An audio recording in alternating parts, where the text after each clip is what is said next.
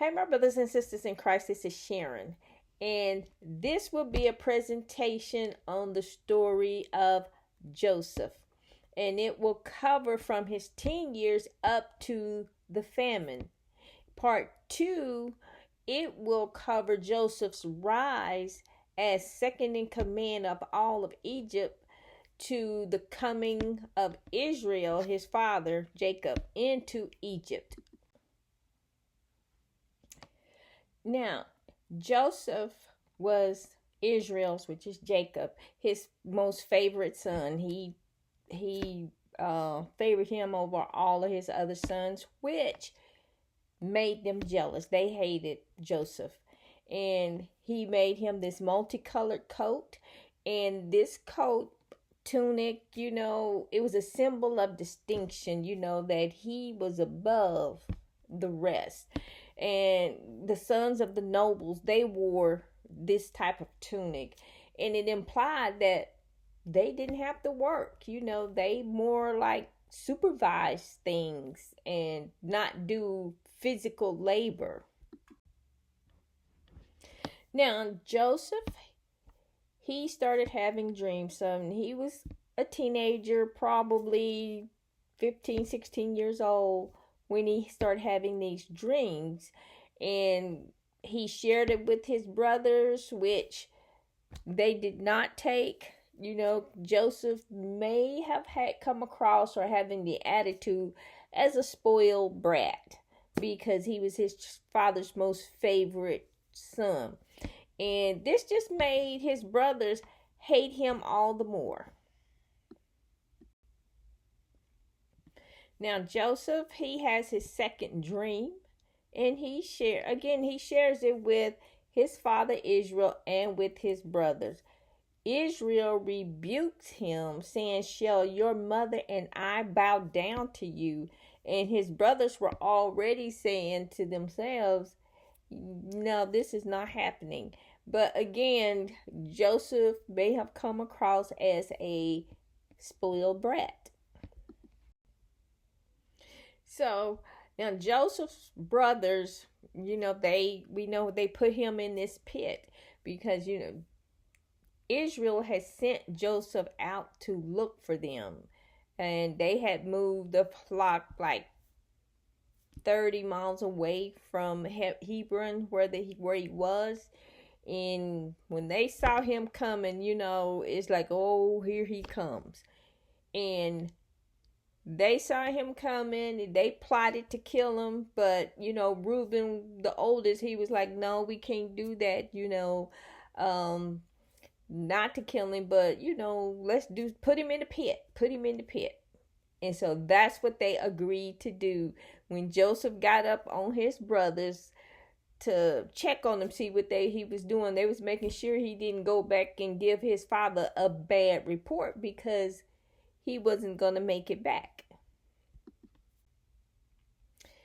So while Reuben was gone, the other brothers, they were sitting there, just plotting and seething about Joseph. And then they see a band of Ishmaelites coming.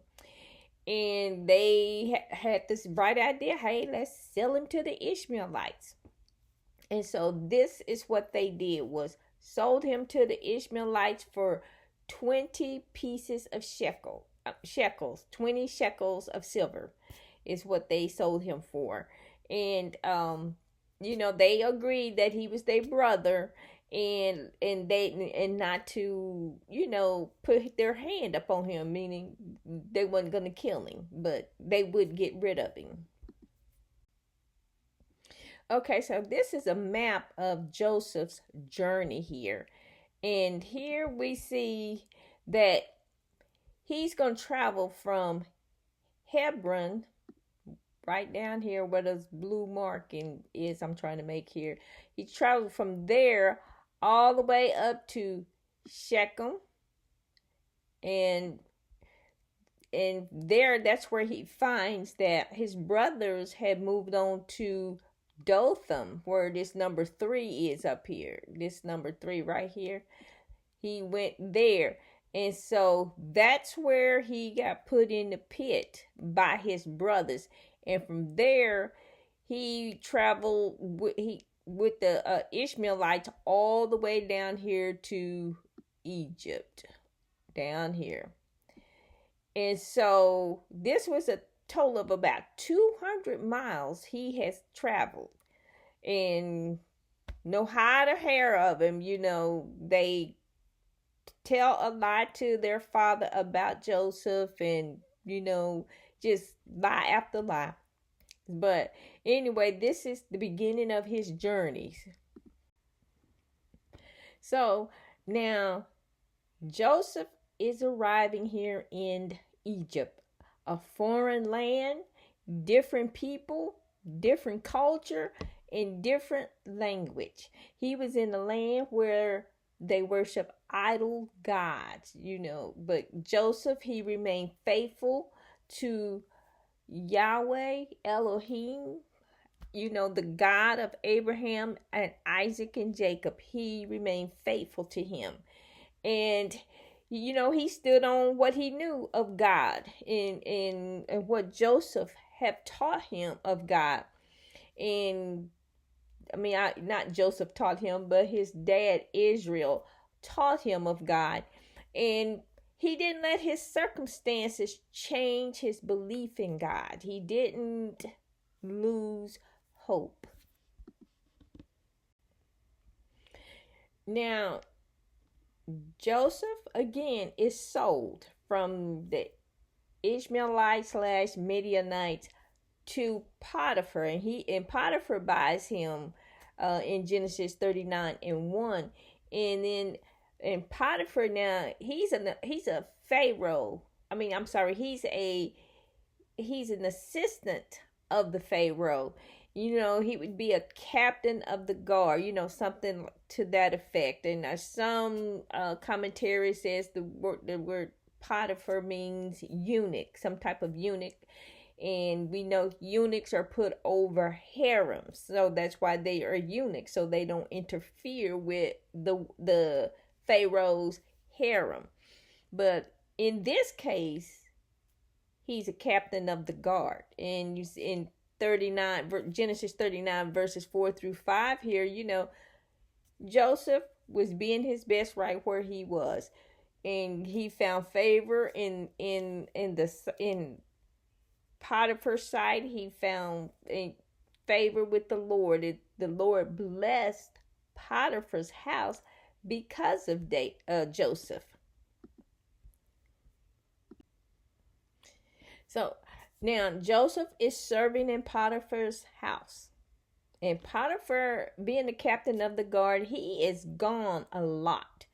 And so we see in Genesis 39 verse 7 where Potiphar's wife tend to get a little longing eye for Joseph. He was some eye candy for her. And she persisted with him, pursued him daily, saying, lie with me. And in that culture, in that time when that woman is doing that, she's literally wanting him to come lay down with her, hoping that something sexual will come out of it. That's how they did it back in those days. And then in verse 9 here, Joseph, he refused her. He refused Potiphar's wife. And even though that was a command that she was given, saying, come lay with me, come lie with me, because him being a slave, he has to obey what she says. But he didn't. And God's hand was out over him. And he went on to say, there's no greater in this house than I. And nor has he kept back anything from me but you. And because you are his wife. And how then can I do this great wickedness and sin against God? So he still was faithful to God. He resisted a woman. Now, I think he's the only man in the Bible, in the Old Testament anyway, that resisted a woman. Now, because Joseph resisted Potiphar's wife, she was close enough on him to grab his garment there. In those days, I'm sure it was hot and stuff in Egypt, and so the men were um they were shirtless, and had just a wrap around their waist, their skirt, their garment. And Joseph's trying to get away from her, and but he leaves trying to, imagine a woman just grabbing hold to his garment and ripping it off as he, well, she was holding it as he was pulling away from her trying to run, and there it comes off. And I think he was all natural underneath there. So, but they said he ran out of the house. And so him coming, a naked man coming out of another man's house, that's going to raise some eyebrows. And so here the story is told. It is dreamed up by Potiphar's wife. So now after this incident, Joseph, he's sentenced to prison, and it doesn't give the length of time that he would be in prison, but he was sent to prison, and Joseph remained faithful right where he was. Even though the wrong thing happened to him, when he was doing the right thing, God still worked it out for the good for him. And he didn't get depressed, down, or out, but he actually cheered up the prisoners. God's favor was on Joseph while he was in prison. And now the Bible says in Genesis 39:6 that Joseph was a handsome man. So I'm sure not only Potiphar's wife was after him, I'm sure all the young ladies caught, he caught their eyes. Now, Pharaoh's cupbearer and his baker was put into prison with Joseph, and the commentators said they believe, Pharaoh believed they tried to poison him of some kind of way. And so they end up in the same prison with Joseph. And it didn't say how long they were in there before they started having the dreams, but they had dreams, and they both were saddened about these dreams because they didn't understand what it meant. And Egyptians and Babylonians really put a lot of significance and predictions, premonitions, and stuff like that on dreams. And so they told Joseph their dreams, and Joseph gives God all the glory for interpreting those dreams. And all he asked them in the end was, remember me. Now Joseph, he interprets their dreams. The cupbearer dream, he's telling him you would be restored within 3 days. And the baker's dream, Joseph was telling him, you gonna be killed in 3 days. And so that's got to be very stressful on the baker there. But both of their dreams came to pass just like Joseph said. So now sometime later, Pharaoh starts to have dreams, and none of his wise men or magicians could tell him what that dream was, could interpret it. One dream was there was fat cows and some skinny cows, and the fat cows were real plump and juicy looking, and here come the skinny cows out of the river, and they gobble up the fat cows. And in his second dream, the stalks were coming. Wheat stalks was big, fluffy, bountiful wheat stalks, and then here come the scrawny looking wheat stalks, and they gobble up the big healthy wheat stalks. But nobody could interpret this dream for Pharaoh. And so Pharaoh's magicians and his wise men, they couldn't interpret it. So God here was setting the stage for Joseph. And so now, Pharaoh just probably was beside himself because he couldn't find anybody to interpret the dream. But the cupbearer, he remembered Joseph and the accuracy of how he interpreted his dreams, or their dreams, his and the cupbearer's dreams, and knew they came to pass. And so Pharaoh sends for Joseph, and they get him out of prison. And they got to shave him, cut his hair, wash his hair, give him a good bath, shower, clean him up, put on some nice, fresh, clean clothes to go before Pharaoh. And he gets before Pharaoh, and Pharaoh was asking, you interpret dreams, and Joseph was making it clear, it's not me that interprets the dreams, it is God that interprets the dream. God will give Pharaoh an answer of peace. That's what Joseph was telling Pharaoh. So now Joseph is interpreting Pharaoh's dreams.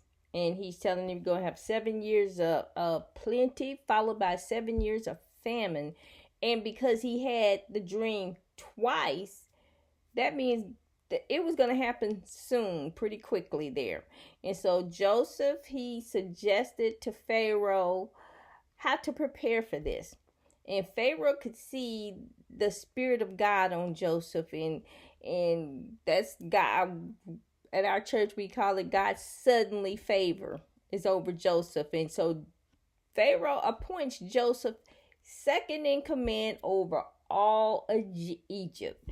He goes from being a slave, a prisoner, to second in command over all of Egypt. He only answered to Pharaoh. Everybody else answered to Joseph. That is some favor. Okay, so now Joseph, he was 17 years old when he was sold by his brother as a slave. And so he spent 13 years in Egypt. And it doesn't say how long he was a prisoner in Egypt, but he spent a total of 13 years there. So when he's elevated up to the second in command, he's about 30 years old. And, he given this great authority, and Joseph went to God's school of wisdom, trust, and character building. He did that for 13 years. And so here, that's equal to like 2, 3, maybe 3 PhDs. And so, but God allowed Joseph to go through this trials and tribulation to prepare him for his destiny. And God doesn't always reveal his plans for us or our destiny to us, because if he did, he knew we would say nope, we'll let that pass, not gonna do that. And so, but God gives us what we need to make it through to our destiny. He's gonna get you there. He don't tell you how, but he will get you there. And so we just need to be like Joseph and just trust God. Well, this will end my Bible study for Joseph of part 1, and I will be back with you with part 2 in the next few days. Bye.